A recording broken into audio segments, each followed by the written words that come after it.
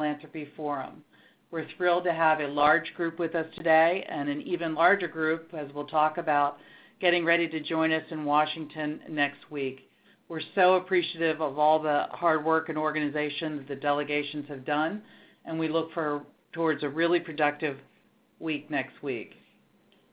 So on today's call, we're going to talk about any schedule and registration and logistical updates. We're going to have a great Hill update from our great colleagues at the Council on Foundations and the Alliance for Charitable Reform. And then we're going to go over some key issues that are for our conversations as we head to the Hill and our key messages. We'll have a time for question and answer, and then closing out and sending off to do our last due diligence and get our prep ready for next week. So your lines are muted. Please use the chat box to post your questions or raise your hand by clicking on the hand icon at the top or bottom of your screen. If you are called on to ask a question, you can unmute your lines by pressing *7. But while we're in this conversation, since there's so many of us on the webinar, we're going to keep the lines muted. And so let's go ahead and get started with some updates and scheduling. So I want to walk through what the schedule looks like and point out a couple key or new changes to the schedule that we want to make sure everyone is aware of. We do have 2 opportunities for special behind-the-scenes tours at the National Museum of American History. Their Giving in America exhibit, which right now will be in transition, but the curator of those exhibits, Dr. Amanda Moniz, has agreed to meet small groups of people in 2 different opportunities, once on Monday and once on Wednesday. We need to get people registered for that ahead of the time because we need to send their names to the Smithsonian Security Office. So if you're interested in that, please let your delegation captain know and they will let us know. I also want to make sure that you all are aware that there are sessions happening in the afternoon before the official kickoff of Foundations on the Hill. One is our traditional Foundations on the Hill orientation for those who are new to this process and experience or those who want a refresher. At the same time, we have a great session that you're welcome to join us for from 3:30 to 5, both of these. And it's a common agenda, arriving at consensus around issues and solutions. And it's presented in partnership with the Convergence Center for Policy Resolution. This is an organization that works with key leaders across sectors in our country, some of whom will be joining us to talk about the process that they go through as folks that come to the table with very different political frames, but who are concerned about core issues in our country and how they work collectively to come to great policy solutions together, respecting each other's differences. I think it's a great conversation for us to all to be having right now, and I welcome you to either one of those sessions between 3:30 and 5. We've also bumped the opening reception up a little bit earlier. We're going to start at 5 o'clock so that people can come to those sessions from 3:30 to 5 and then join us right away for the reception afterwards, all of which are located at the Liaison Hotel in the same area. So we have a really compact and convenient space for us to do our programming this year. On Tuesday, we start with the Alliance for Charitable Reform Summit for Leaders, and we will hopefully hear a little bit more about that with our colleague Sandra, who will be on the call with us in a little bit. The other thing I wanted to make sure people know is that we started a tradition last year that we're going to continue. We're going to have lunch available to grab in a bag after the Alliance for Charitable Reform Summit for leaders, for those who are registered for FOF, so that you have nourishment before you go do your charge on the Hill. And so those will be available to grab as soon as the Alliance for Charitable Reform Summit is over. And then that night, there'll be delegation dinners that you all may be having, or just availability for dine-arounds. We'll have a couple reservations available for folks to sign up to at the registration table. So if you don't have something going, then we can go ahead and get you connected with some folks who will be there to join things. So, other logistics for Wednesday. From 7:30 to 9 a.m., we have a breakfast plenary with veterans issues conversation around philanthropy's advocacy role across the silos serving our veterans. And again, in the afternoon from 3 to 4, we have that second tour at the National Museum of History. And then there's a time change because we have this great Philanthropy Caucus reception this year, and it's from 6 to 8 p.m. I think previous schedules had it a little bit earlier and shorter, so we're thrilled to see that. So that will be held at the Capitol Visitor Center. That's also a new location for us and requires an RSVP, and this is the link for the RSVP to that reception if you've not already done so. We hope that many of you will still be there on Wednesday afternoon and can join us for that, and I'm sure as Hadar, our colleague, joins us in a few moments to give comments, he can give you some updates on that as well. So the good news is we have 203 registrations from 32 states across the country, and we are thrilled to welcome that broad delegation to Washington next week.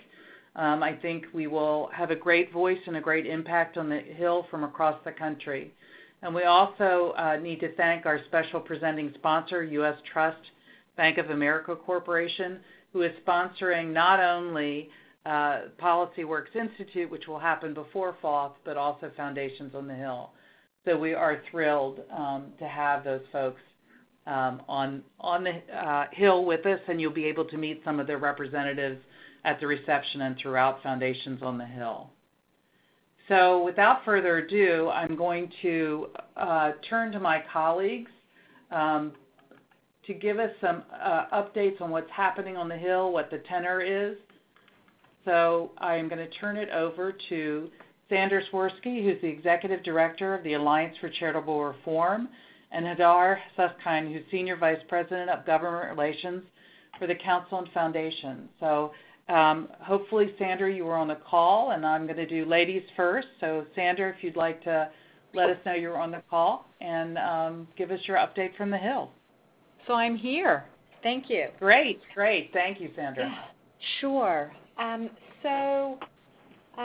think what I'm going to focus on is what you can expect when you arrive here in Washington next week, what members are going to be thinking about, and the tenor and the tone. And I think top of mind, at least for most people for the next couple of days, is going to be the President's trade announcement. Having to do with tariffs on steel and aluminum, and it is of great concern to a lot in his party because many oppose what the president is doing. So I think that I'd put that in the bucket of economic issues that they're going to be concerned about. I think something else that is top of mind for people right now is the rollout of tax reform and how that's impacting constituents directly, how people are feeling about what happened last December. And I think that for many it's still a mixed bag. People may feel like there's more money. Their constituents may feel like they've gotten a little bit extra in their paycheck, but for some it's just not a lot or enough. And they're waiting for other benefits or other manifestations so they can feel better about their own personal economic situation. So I think that it's going to be very much economics right now. Between the tariff news and tax reform, I think you're going to hear a lot about that. Something else that you also may be picking up is primary season is underway. Today is a kickoff of primary season. Texas is the first state, and I think from a political perspective, folks will be talking a lot about how the Texas primaries and other upcoming primaries are going to impact the midterm election, the all-important midterm election in 2018.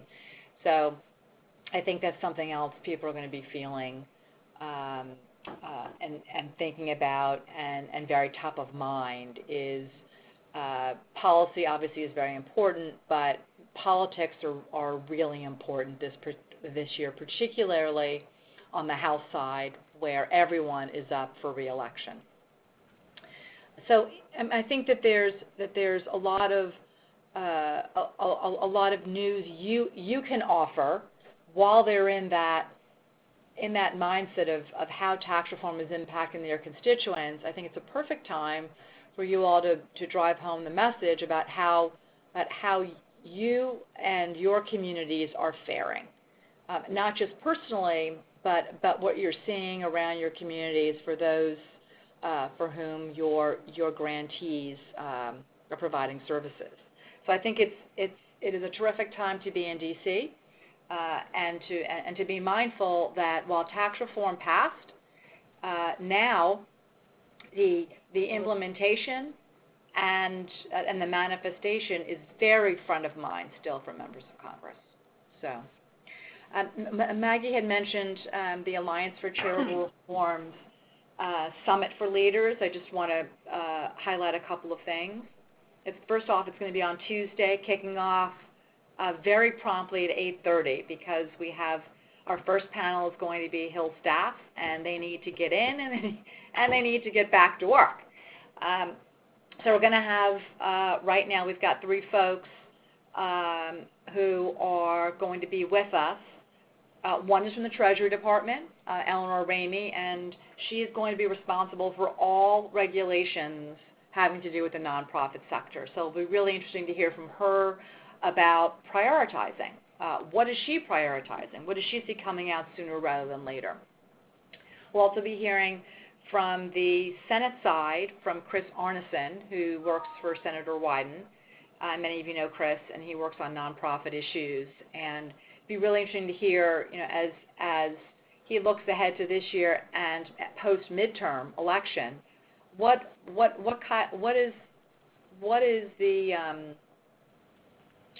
on tap for our sector from his perspective. They were very vocal.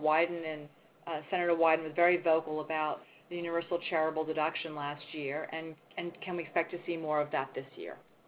And then finally, we're going to have Rusty Malb, who is tax counsel's tax advisor for Congressman Mark Walker, who is chair of the Republican Study Committee, about 170 Republican members on the House side. And he has a bill, a universal charitable deduction bill, that I know that they're eager to talk about and eager to help the sector kind of move forward. A similar bill is also on the Senate side with Senator Langford. So that'll be a great opportunity to talk through with these folks what they've seen as fallout, positive and negative, from the tax reform bill, and what they intend to do about it. We'll have a second panel on the Johnson Amendment, kind of a he said, she said, which will be really interesting. And then the third is going to be a practitioners panel, full of folks who have worked on the Hill before, some in joint tax, some on the Ways and Means Committee, some on Finance Committee, and now they're all in private practice, and now they're all going through line by line that tax reform bill, looking for gotchas, looking for trouble spots, looking for glitches. And so we're going to hear from them as the last panel, and that may be very helpful for you to take back to some of your organizations and see how you're going to work through them. So get some free practitioner advice, perhaps. So we've got a great morning for you, and we're looking forward to having you. Maggie, I think that's about all, unless there's something more specific you want me to touch on. No, that's great for now, and I want to remind people to go ahead and start putting questions into the chat box, but I'm going to give Hadar a chance to chime in now and make his comments, and then we can have some question and answer to both of you at the same time. So thank you, Sandra. And Hadar, would you like to take it away?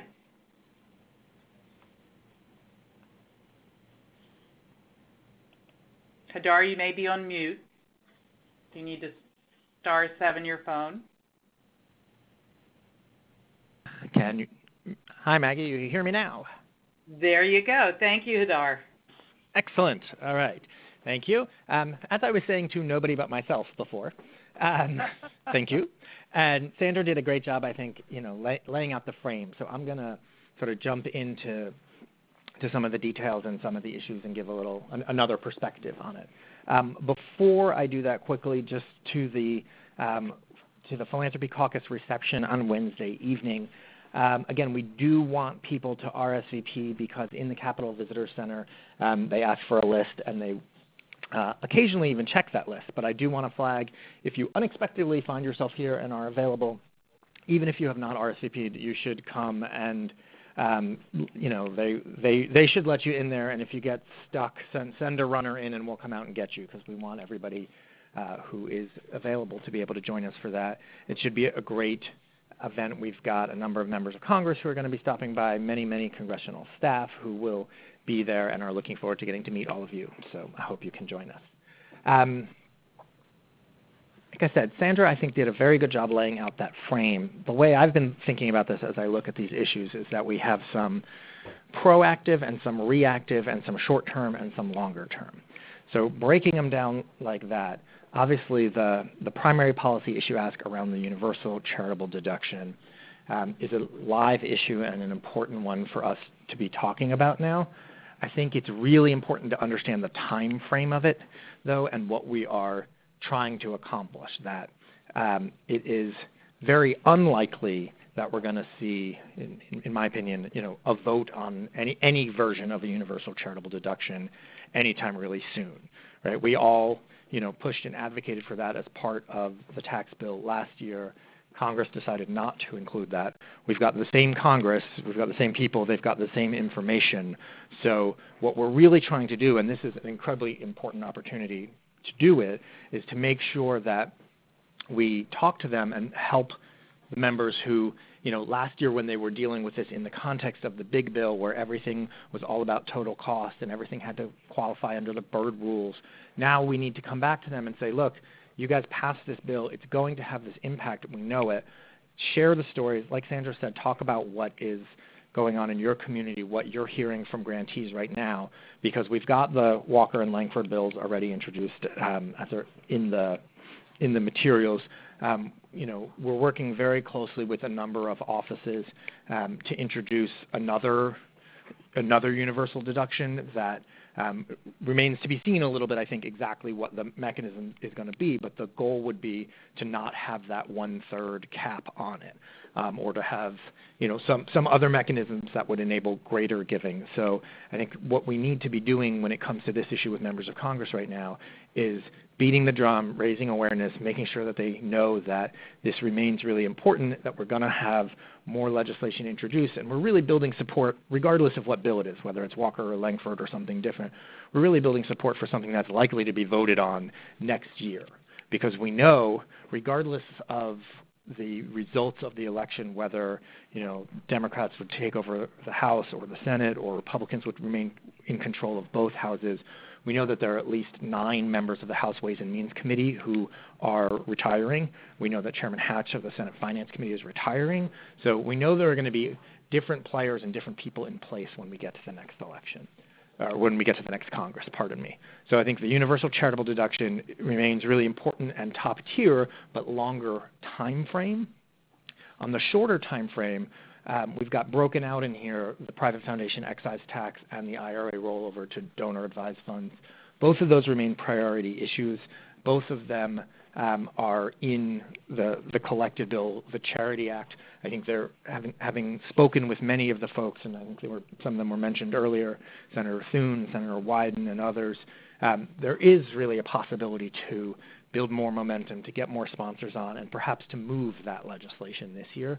So that's something that's got a different time frame on it, where we're really pushing for folks to get their names on it right now, to support it, to go speak to leadership, whether that's on the committees or overall House and Senate leadership, and push for a vote. And that's something that there's really an opportunity to get done this year, and that would enable private foundations and community foundations, or anybody who's managing DAFs, to have another tool to increase their impact. And then lastly, the reactive, but the really important, is the Johnson Amendment.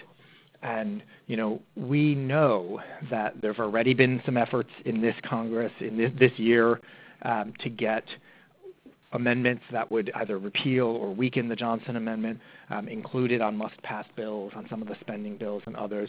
And we know we're going to see more of that this year. We're hearing from offices that, there's a sort of a constant conversation from the folks supporting that. How do you get that done?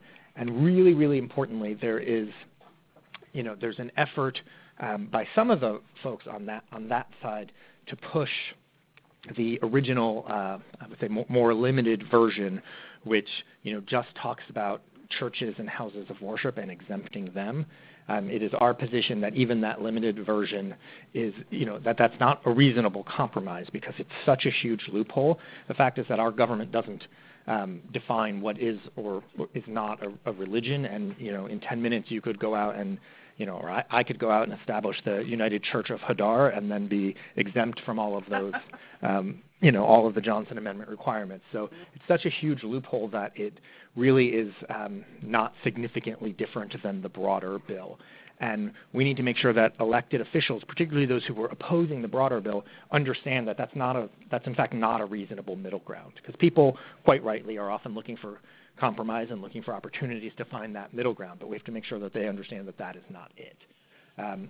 So on those issues, we really have to keep our eyes open. We know we're going to be hearing more about the Johnson Amendment. We know we have an opportunity on the Charity Act, and we know that we need to build that longer-term support around the universal deduction. I will just second what Sandra had to say about the primaries and the midterm elections, House and Senate, both sides. Obviously, not all the senators are up, but there is certainly a feeling that control of the Senate is up, and members for in some cases perhaps to our advantage, and in some cases maybe not, are looking to do different things. I think we really have an opportunity with a lot of members who want to make a statement, want to be seen as supporting philanthropies and charities and people in their community, and are looking for opportunities to do so. So like Sandra said, the more you can tell them what you're hearing and seeing and feeling in your districts and in your states, and connect that to the work that we're trying to do, the better we can help engage their support around our issues. I saw a question from Claudia about the DAF comments. So just quickly on that, there's, we at the council also submitted comments. I know lots of folks did. I appreciate everybody who did that. I don't expect to see either those rules, because that was not a proposed rule yet. That was really a call for input into thinking about a proposed rule, which if that sounds like it's a long lead up in timeline, that's because I think it is. So I don't expect we're going to see that rule really anytime very soon yet. And in terms of legislation, there's the IRA rollover piece that both as a standalone and in the Charity Act that I think we have an opportunity to move forward, but I don't think there is anything else on the immediate horizon in terms of legislation and donor-advised funds. I will stop there and hand it back to you, Maggie. Great. Questions? Thank you so much. Appreciate it. Could you, just for the sake of all those on the line, Hadar, go ahead and tell them what the Johnson Amendment specifically is in terms of its prohibition? There was a question about that, and I answered it, but I'm sure there are some people on the line that may want some clarification, just to be clear. Happy to do so. So the Johnson Amendment refers to then Senate Majority Leader Lyndon Johnson, so that gives you a time frame for what we're talking about. It's been law for 60 years plus now. It's basically the line in the code that prohibits 501c3 nonprofit organizations from engaging in electoral politics.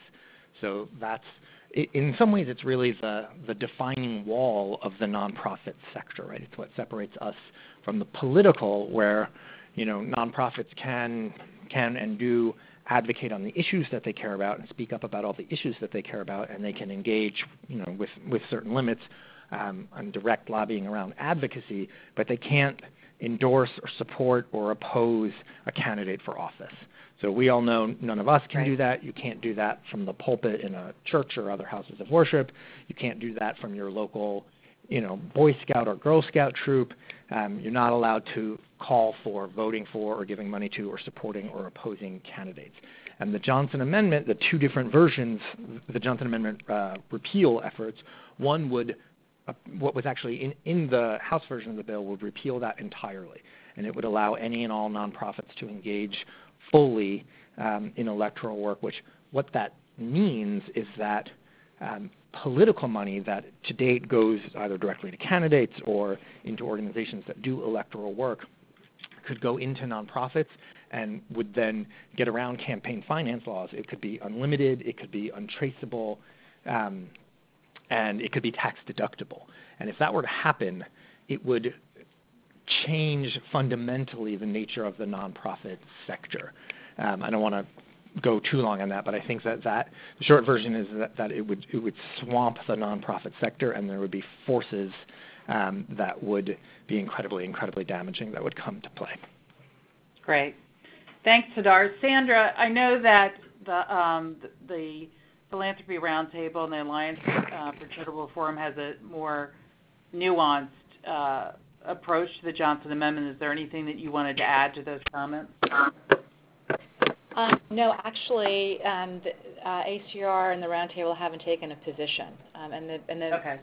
Yeah, so it's not nuanced. It's just that we haven't taken a position. We have we have a very focused agenda, and that is not on our agenda. There are so many other groups that are hitting it out of the park on both sides of the issue that we don't feel like we need to add our voices at this point. But we are having a debate at the summit, and we're going to have a pro and a con. So I think it'll be a great opportunity to learn both sides of it. So. Great. Well, if I can ask you guys to stay tuned for a minute, I want to move to our next slide because there were a couple questions about our position papers and key talking points that are available to get everybody up to speed for the conversations. And as both Sandra and Hadar have talked about, our number one conversation, we hope, is about the laying the long game, as I say, for the universal charitable deduction. And we do have a briefing paper that talks about that. Originally we pushed hard because we thought it made sense in response to this current tax bill. But as Hadar and Sandra both indicated, there's not much that's going to happen legislatively in regard to this, but now is the moment to lay the groundwork and really make sure that they understand that this is something that we believe is American and democratic in its approach, and that there has been and will be some harm to the charitable sector that we need to maybe not get into the conversation about how to correct it, but into the conversation about how in this moment in time when the needs are great and the charitable sector has done and continues to do important work in community, that we need to give every tool in the toolbox to every American to support that work. And so you should have access to our briefing papers on that. We've talked some about the Johnson Amendment, which we continue to really push because although, Hadar, correct me if I am wrong, but I do not believe there is anything that it's attached to currently that's in play. There have been attempts. I think there will be additional attempts to sort of find bills to attach it to, but to your knowledge, are there any bills that it is currently attached to, either a full or partial repeal of the amendment? No, it's not attached to anything right now. Each piece, the March spending bill that's coming down and others, there's debates, efforts, and discussions, but it's not attached to anything right now. Thanks. One of the issues that Hadar and Sandra didn't talk about that has been part of the conversation here at the forum and across the country is the importance of Census 2020. We are in the midst of a battle about the funding for that, which will come out in the next bill for the next fiscal year and the year after that, those funding streams are really at risk. They are underfunding the census by enormous amounts and cutting corners that are going to result in a really challenged census that already has many, many issues due to the tenor of the conversation in the country, that it will drive communities of color, immigrant communities, and others sort of underground and away from this because of a lack of trust with the federal government. So philanthropy plays a really important role, but right now on the Hill, the role is to talk about the importance of a fair and accurate census to all of the work that we do and to really fund it to the level that is needed to both support a changing census that is in a big part going online, but also that needs to communicate out in a challenged moment of communications. And so that too, we hope that you will get up to speed on and go ahead and read our briefing paper on that. I think Hadar and Sandra talked about the opportunity to get the excise tax perhaps across the line in short order, either through the Charity Act or otherwise, to try and get a flat excise tax. The ask has been for a 1%. There was a bill attached to the tax bill that had it in at 1.4%.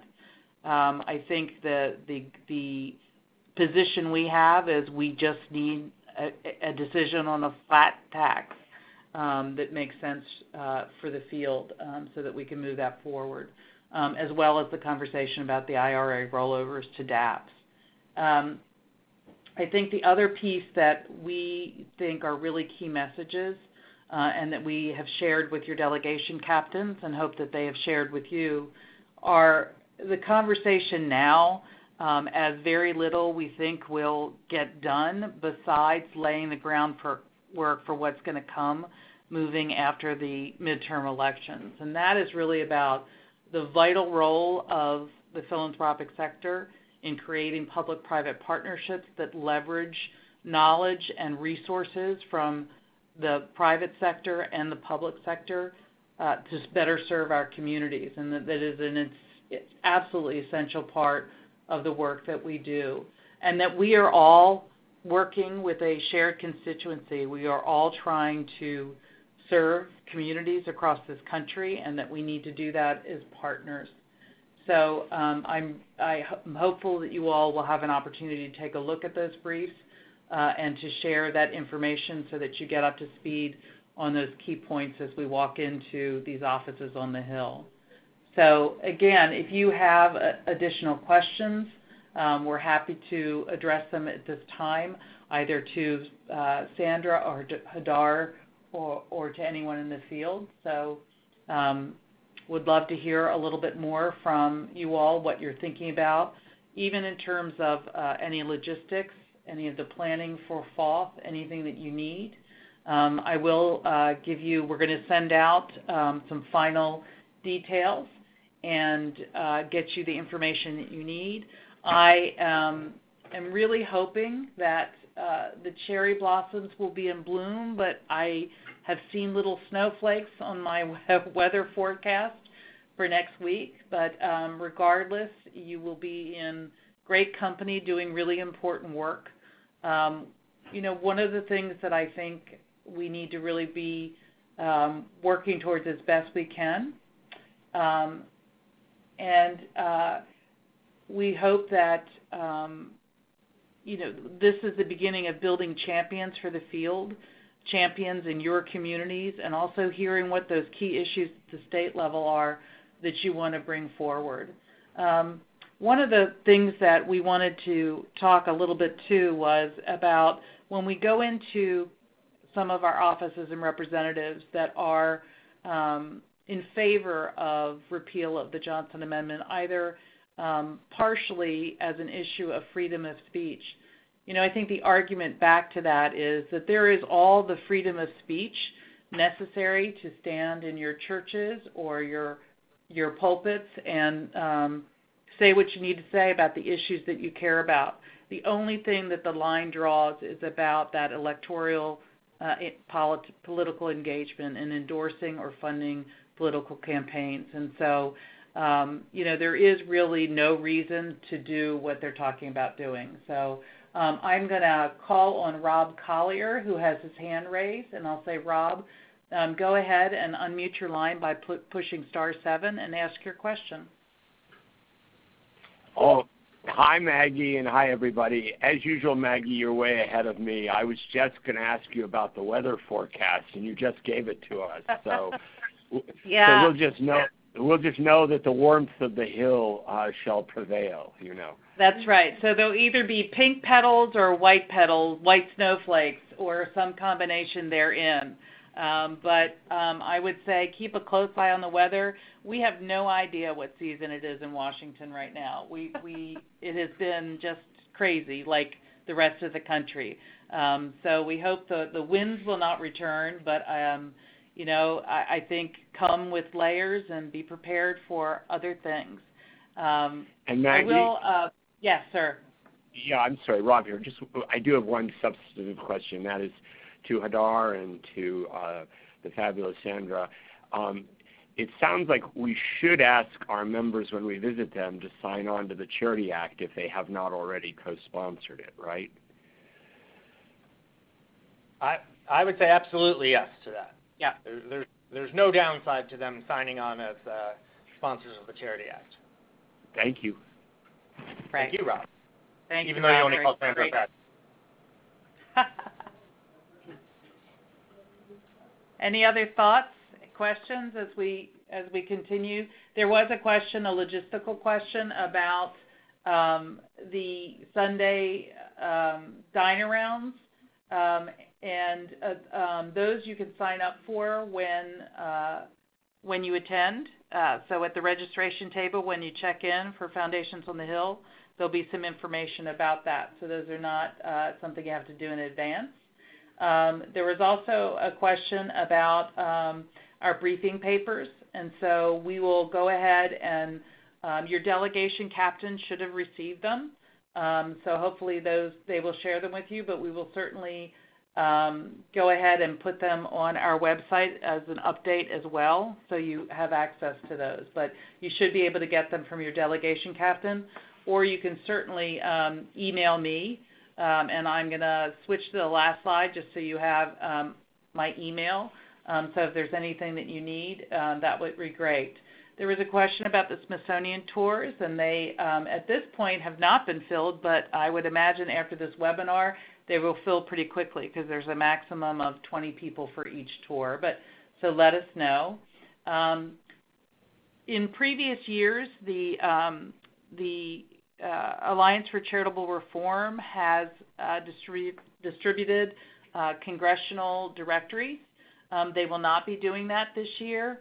They are relatively available by downloading them, but we will not be getting them as part of the Leadership Summit this year as we have in the past. So if you'd like a new one, you need to go online and order it or download it yourself.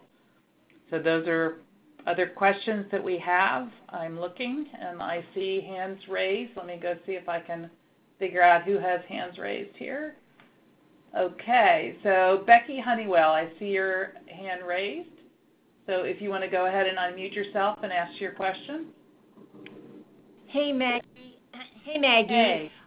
Hey. I'm just wondering for folks who couldn't be on today, and you may have already answered this. Is this recorded, this webinar? This is recorded, and we will post it as quickly as possible on our website. You would just go back to our website on where we'll send it out to the FOTH listserv as well, but it will also be available on the website. But we'll go ahead and send it out as quickly as possible so you can share it. Thank you. Sure. And Mike Halligan, I see your hand raised.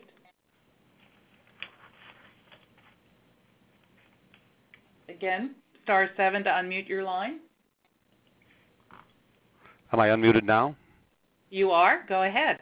Thank you. I know that we do have a gathering with the Philanthropy Caucus, but I'm wondering if has anyone had any conversations with members of that caucus that might give us some heads up and enlightenment as to kind of issues and the way we ought to couch those with respect to the Charity Act or some of the other issues on the census and that sort of thing. that they're hearing on the Hill that we could get some intelligence on before we actually have the conversation with them, I believe, during the time that we're there on the 12th. Great. Thanks. Great question, Mike, and I'm going to let Hadar address that first. Sure. Thanks, Mike. You know, many of the members of the caucus, I mean, I don't know what's chicken and egg, but those are obviously offices that we have close relationships with and talk to regularly about these issues. I mean, I think that's where that's what helps shape a lot of the thinking about what the time frame is and what the action is around the Charity Act and what that might be achievable this year, or around the slightly longer view on the universal, and around the Johnson Amendment as well. The one other thing I would add to that in terms of conversations with folks in the caucus is, you know, I think they and we at the council, and I'm sure all of our colleagues, are also, you know, aware that we've got a little bit of a different opportunity this year as well from the year or two before, where everything was about that big tax bill, that there may be opportunities to move sort of discrete pieces of legislation forward this year. And so, you know, I know there are delegations that have other particular issues that they are bringing to their members to talk about, and that's certainly something we're doing too, you know, as well, looking for sort of discrete opportunities like that. So I think that's probably the biggest message that we've gotten from them, is that they're looking forward to finding ways to strengthen the relationships and work with all of us and work with philanthropies in their districts and their states to help, you know, help clear the path and do whatever they can to make your work easier and more impactful. Hi. Thanks, Hadar. And Hadar, is there a possibility that we could circulate a list of the members who have already signed on for the Philanthropy Caucus? Sure, we could do that. Thanks. That would be great. And Dave, I think you had a question. Dave Beamsurfer. Dave, you need to press *7 to unmute your line. Hi, can you hear me now? Yes, Hello? we can. Go ahead with your question. Great. So thank you, Sandra and Hadar, for your comments today. We had already talked about the IRA charitable rollover and donor advised funds. And my sense is there's still some need to continue to educate at least some members of Congress about donor advised funds and their value and importance, and that perhaps next week might be a time to be doing that as we're talking about the charitable rollover. Can either of you talk about that a bit more and about the need to continue to increase folks' understanding about DAFs and the need for them? Sure. I'm happy to kick us off on that. So, I mean, yes, right? There's always the need for more education and for making sure that elected officials and their staff are informed as to, why donor-advised funds are, an important tool for use in philanthropy and for supporting charity. There's no question about that, and we should take that opportunity. I'm going to balance that a little bit with, I sometimes hear from folks in the sector that, oh no, what are we going to do? They're pushing for a payout on donor-advised funds, or, other sort of, red alert, they're coming for our donor-advised funds. And I want to make sure that that we find that balance, because it is important for us to always advocate, on behalf of this issue. And there are folks out there who are not, who have questions or aren't fans of donor-advised funds. But that being said, there's no bill out there that calls for a payout on donor-advised funds. There wasn't one last year. There wasn't a hearing that said that. There wasn't a member of Congress who said it in an article or wrote a Dear Colleague letter or an op-ed. That I think that is when the more critical voices that we hear about donor-advised funds, I think tend to be external voices, some in the academic field and things like that. And it is important for us to speak up and deliver the positive message so that folks on the Hill don't take in that message. But But I think it's important to strike that balance that most of the offices we talk to about donor-advised funds understand that it's a tool. You can use a tool well, you can use a tool poorly.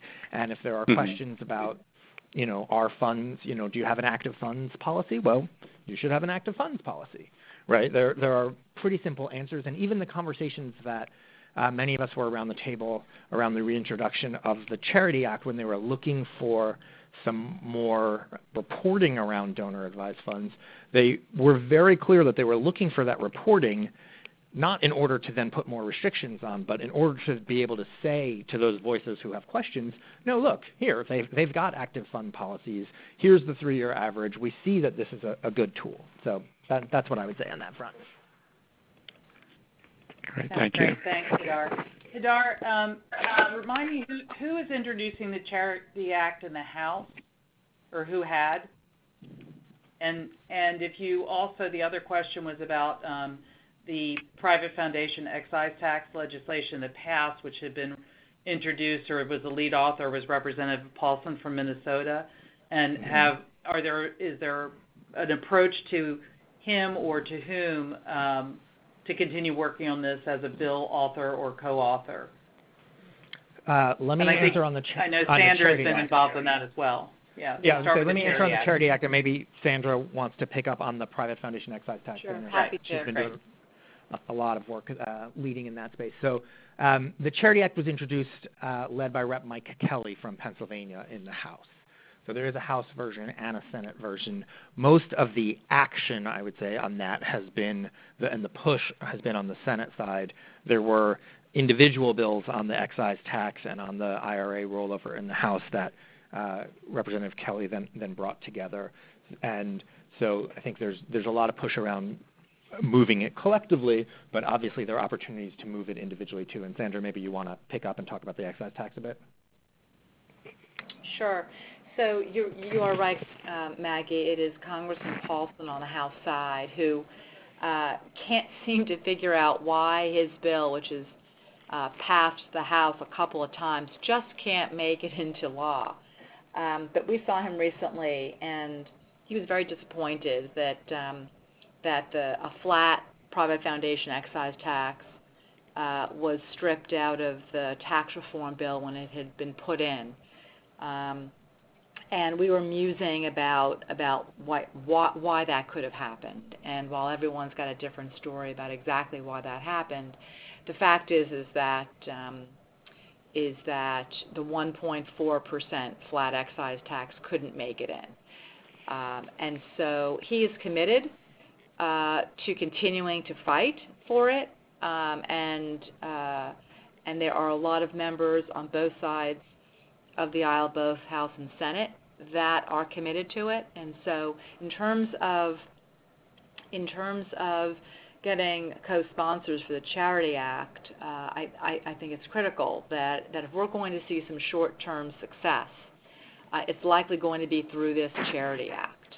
So the more co-sponsors we can get, the farther we can push.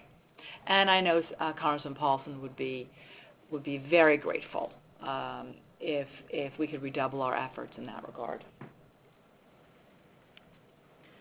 So, Sandra, when you have talked to people about the difference between the ask of the 1% and then the 1.4% that made it into that bill, where should the push be to move that? Should we be trying to think of a compromise somewhere in between? Should we just be going with the one? I think the 1.4, there was a lot of objection from the larger foundations. So is in your opinion the ask just get a flat number, or is it the 1%, or what's the smart conversation as we go in? Well, some have mused that the reason why it was pulled, that the flat 1.4 was pulled out, was because there was some concern by some foundations that have long paid 1%, that they'd be paying a much higher tax, and that kind of makes sense. I think that that the 1.4 was not a number that was picked out of the air. It's a number that was exactly equal to what the university endowment tax was. So it was tied directly to that. Now, because we are steps away from tax reform, and because the Paulson bill had been at 1% and had been passed by the House several times at 1%, I think that it may be worth going back to that 1%. Paulson is certainly pushing to get it over the finish line. His bill is at 1%. I think he'd be happy if we were happy. I think we continue pushing at 1.4, but I also think we need to figure out who doesn't like it and see if there is a compromise with that group of folks. Great. Right? Thank because you. I think many folks I think you're absolutely right. I think it's sort of pushing it from both ends and see where we land. Yeah. So, yeah. Great. Any last words of wisdom from our two esteemed colleagues before we get to the Hill? I will just say that I'm looking forward to seeing everybody, and that I've been hearing from folks on the Hill that they're looking forward to seeing all of you, and I know there are lots of meetings set, and this is an important moment for our sector every year. So see you all soon. Great. Sandra? And I absolutely echo those comments. We're looking forward to having you all here, and we'll see you shortly. Great. Thank you so much, Sandra and Hadar, for your expertise and your wisdom. We're really appreciative of your partnership as we get ready as a force of philanthropy to head to D.C. Was there a last-minute question? Okay. Well, thank you all for joining us today. As I said, this webinar is recorded, and we'll get it up and out to you as soon as possible. We'll also go ahead and send out to the list again and put on the website our issue briefs from the forum. And again, please reach out to us if you need anything. Thank you so much to the delegation captains for rallying the troops, and we look forward to seeing everybody next week in Washington, and hopefully the sun will prevail, but if not, I'm sure you will bring great energy to the Hill. So thank you all very much, and have a great rest of your afternoon. Bye.